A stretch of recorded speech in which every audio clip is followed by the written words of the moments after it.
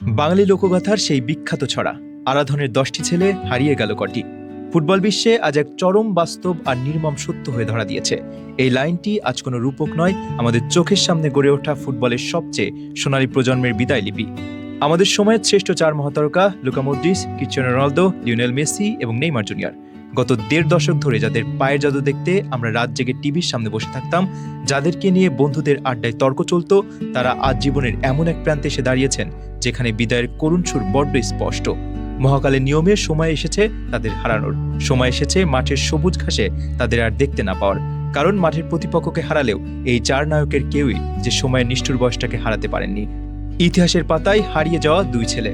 এই 4 জনের মধ্যে ইতিমধ্যে 2 জন আন্তর্জাতিক ফুটবলের রাজকীয় মঞ্চকে চিরতরে বিদায় জানিয়ে ইতিহাসের পাতায় ঠাঁই করে নিয়েছেন।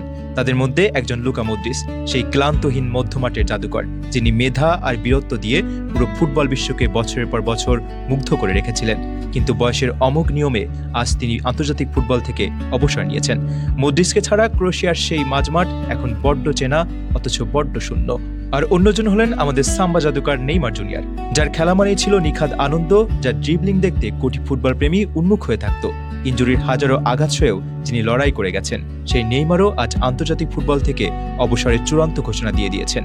হলুদ জার্সি সেই 10 নম্বর ম্যাজিক আর কখনো বিশ্বমঞ্চে ডানা মেলবে না, এই সত্যিটা মেনে নেওয়া যে কোনো ফুটবল ভক্তের জন্য আজ সবচেয়ে বড় কষ্টের। এখনো লড়ে যাচ্ছেন যে 2 ছেলে।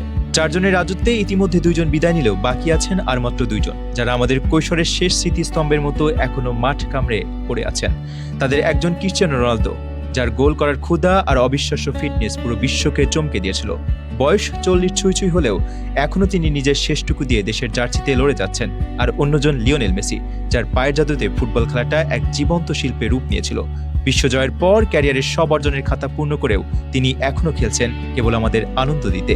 কিন্তু আমরা সবাই জানি এই টিকে থাকাটা আর বেশি দিনের জন্য নয়। তাদের বয়স হয়ে গেছে, আজ হোক বা কাল খুব দ্রুতই এই বাকি 2 জনও বুটজোড়া তুলে রেখে মাঠ ছাড়বেন।